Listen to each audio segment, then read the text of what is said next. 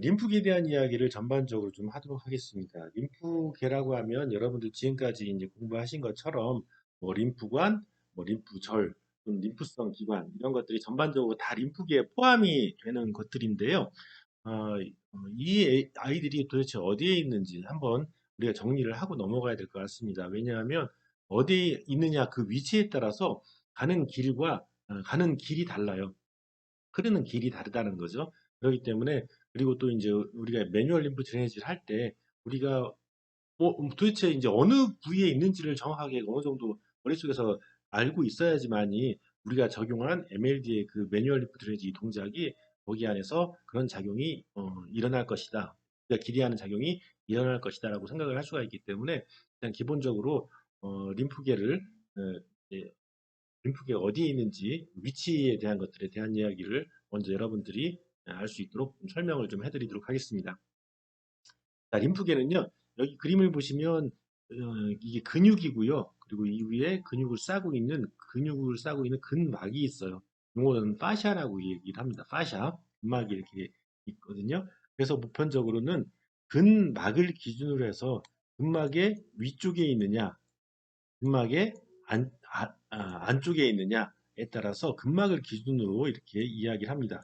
그래서 근막의 위쪽에 있는 아이들은 어, 표면에 있다, 표층에 있다고 해서 슈퍼피셜 림파틱 시스템, 표층에 있는 림프계다라고 얘기를 하고요. 그 다음에 근막 아래쪽, 안쪽에 있는 것들은 심부에 있다라고 해서 심부 림파틱 시스템이라고 합니다. 보편적으로 분포하는 그 전체 양을 놓고 봤었을 때는 표면에 있는 이 슈퍼피셜 리프 시스템이 한 80% 정도를 차지하고 있고요. 전체 중에서. 그 다음에 심부에 있는 근막 아래쪽에 있는 것은 20% 정도가 됩니다. 이렇게 우선은 근막을 기준으로 해서 이렇게 위쪽이 주로 많이 림프절들이 자리 잡고 있다라고 생각을 하시면 되겠습니다. 어, 그렇게 하고 이 표면에 있는 표면 쪽에 있는 표층에 있는 림프계와 심부 쪽에 있는 심부 림프계는 서로 이렇게 독립적으로 이렇게 흘러가지는 않습니다. 이게 중간중간에 여기 보면 4번이라고 되어 있는 이렇게 색깔을 좀 바꿀까요? 펜으로 여기 보시면 이렇게 선을 따라서 표면 표층과 심부 쪽하고 연결되어 있는 림프관들도 이렇게 중간중간에 있는데 이것은 관통, 표면과 심부를 연결시켜주는 관통에서 연결시켜주는 곳이라고 생각하시면 되겠습니다. 그래서 이 관통 림프관을 통해서 아래에서 위쪽으로 또는 위에서 주로는 아래쪽으로 심부 쪽으로 이렇게 흘러가는 것들이 그런 상황들이 만들어질 수가 있다라는 거죠. 이렇게 관통관으로 연결되어 있다. 표면과 심층은 연결되어 있다라고 생각하시면 되겠습니다. 자, 우선은 심부 이 이후에 표면 림프계 80%를 차지하고 있는 표면 쪽에 있는 표층에 있는 림프계에 대한 이야기, 어떤 형태로 이렇게 흘러가는지에 대한 설명을 하게 될 거고요. 마찬가지로 심부 쪽은 또 어떤 형태로 진행이 되고 그 안에 있는 장기들이나 여러 기관들이 어떻게 그 안에 있는 림프액들을 어떻게 흡수를 하는지를 설명을 하게 될 겁니다. 자세히 설명을 할 건데 일단은 중요한 것은 이 표면에 있는 림프관들은 그대로 표면 쪽으로 계속 진행을 하는 것이 아니고요. 나중으로 심부 쪽으로 이제 들어오게 됩니다. 심부 림프계와 만나게 됩니다. 왜 이렇게 심부 림프계 쪽으로 들어올 수밖에 없냐면 우리가 맨 마지막에 림프액은 원래 나왔던 혈관 안으로 들어가게 돼 있다라고 얘기했지 않습니까? 그럼 결국은 혈관은 심부 안쪽에 있어요. 그렇기 때문에 표면 쪽에서 다 모아온 것들은 다시 심부 쪽으로 들어가서 심부 쪽에서 쭉 이렇게 모아진 것들을 한꺼번에 다 모아서 결국은 쇄골뼈 위쪽에 정맥각, 정맥각, 목 쪽에서 내려오는 경정맥, 그 다음에 쇄골 위에서 올라가는 쇄골 하정맥이 만나서 각을 이루죠. 이렇게 각을 이루죠. 각을 이루는 그 우리 일종의 저기 동맥각이라고 이렇게 일명 얘기하는 그곳으로 림프가 이렇게 합류를 하게 되는 거죠. 림프액들을 모아서 합류를 하는 것이죠. 그래서 이 쇄골뼈 위쪽에 있는 그런 정맥각 쪽으로 유입이 되려면 결국은 심부 쪽으로 그러니까 근막 안쪽에 심부 쪽으로 진행을 해야지만 그쪽과 그쪽에 다 유입이 될 수가 있기 때문에 일단은 표면 쪽은 결국 나중에 심부로 이렇게 만나서 그 안에서 이제 진행을 해서 정맥각과 만난다라고 생각하시면 되겠습니다.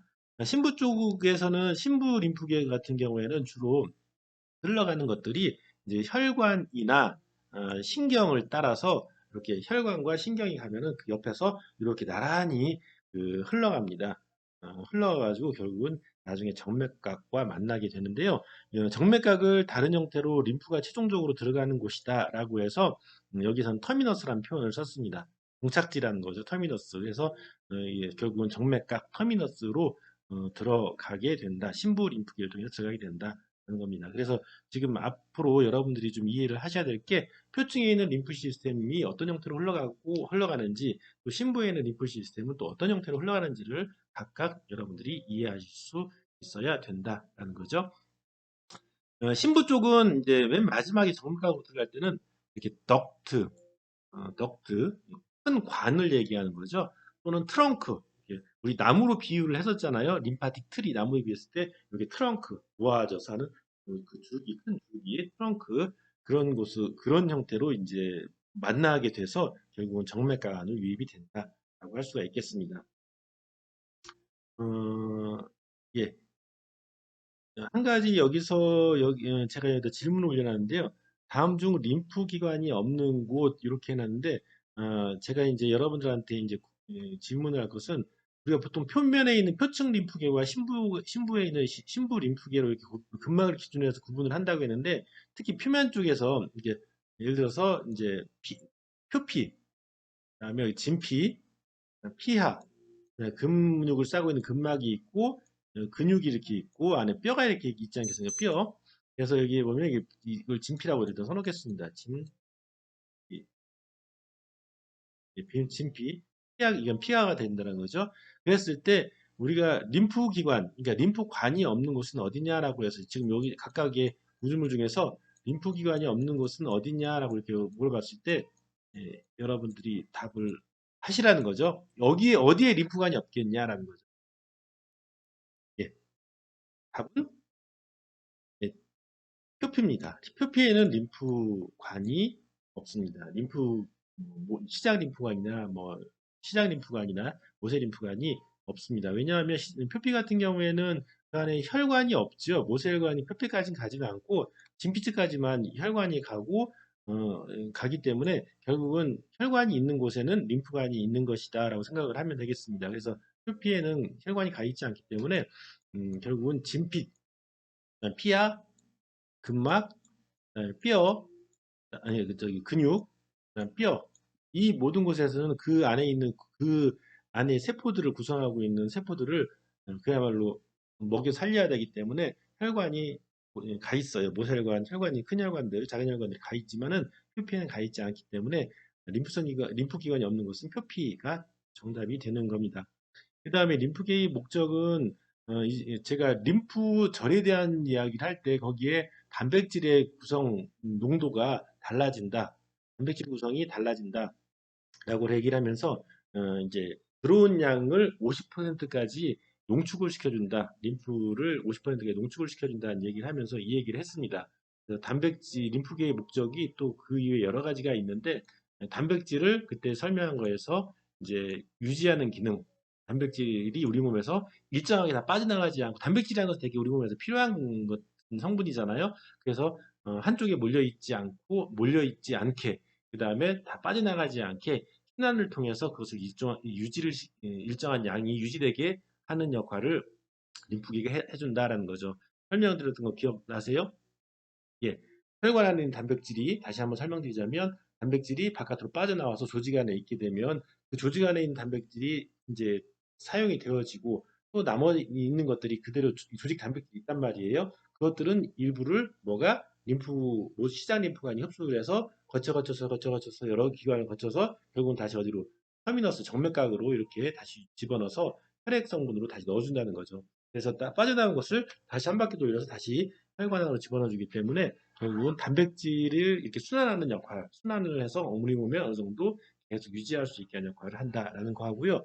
그렇기 때문에 결국은 조직에 있는 조직액을 흡수를 해서 림프로 만들어서 다시 한번 혈액과 다시 만나는 거기 때문에 결국은 다른 의미로 친다면 혈액량을 일정하게 유지시켜 주는 것도 또 하나의 림프계의 목적이라고 할 수가 있다는 거죠. 뭐 지금 제가 뭐 이게 수분을 이렇게 물을 마시게 되면 결국은 그 물이 소변으로 빠져나가고 땀으로 배출되기도 하고 하지만 그래도 계속 물을 마시지 않고도 그 혈액량에는 일정한 양의 수분이 유지가 된다는 거죠.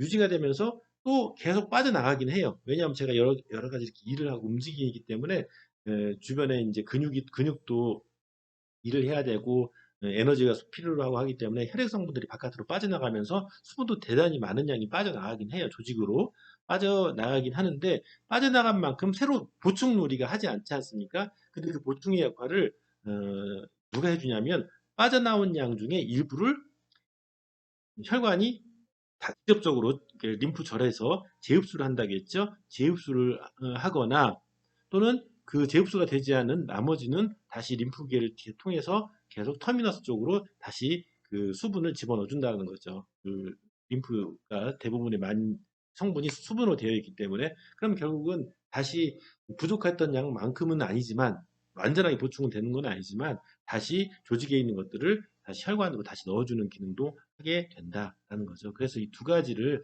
림프계의 목적에 따로 나와 있지 않기 때문에 제가 이것을 따로 설명을 여기서 드린 겁니다. 참고로 여러분들이 꼭 아셨으면 좋겠습니다.